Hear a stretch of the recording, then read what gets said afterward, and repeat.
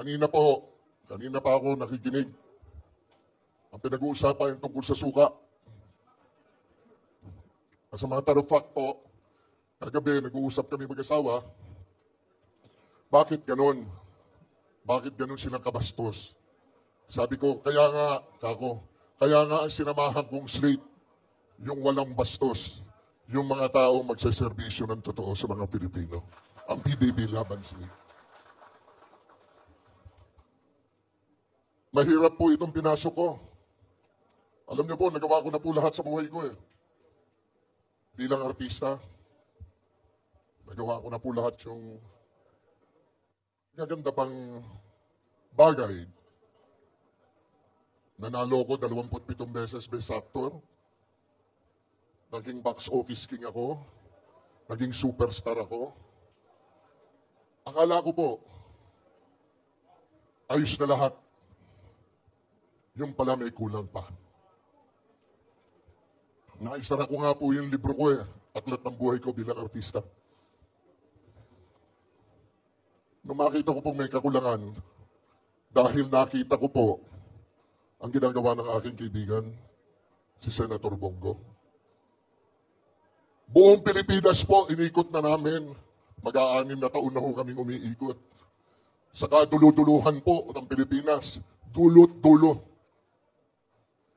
Narating ko na po dahil sinasamahan ko po si Senator Bongo kung paano ang pagsaserbisyo sa mga Pilipino.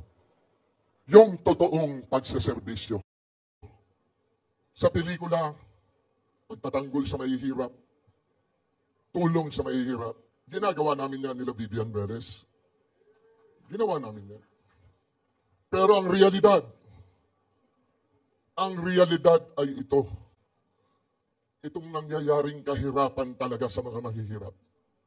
I have seen the poorest of the poor all over the Philippines.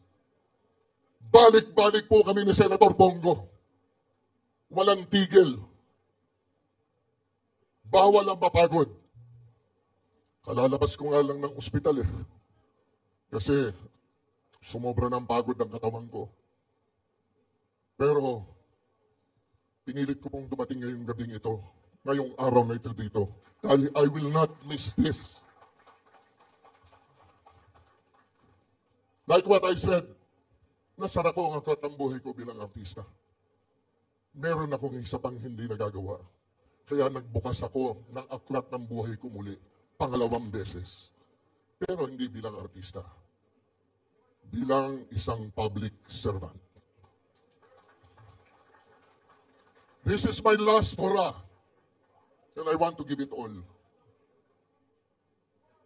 Ang magagiting ko po mga kasama, abogado, ako hindi.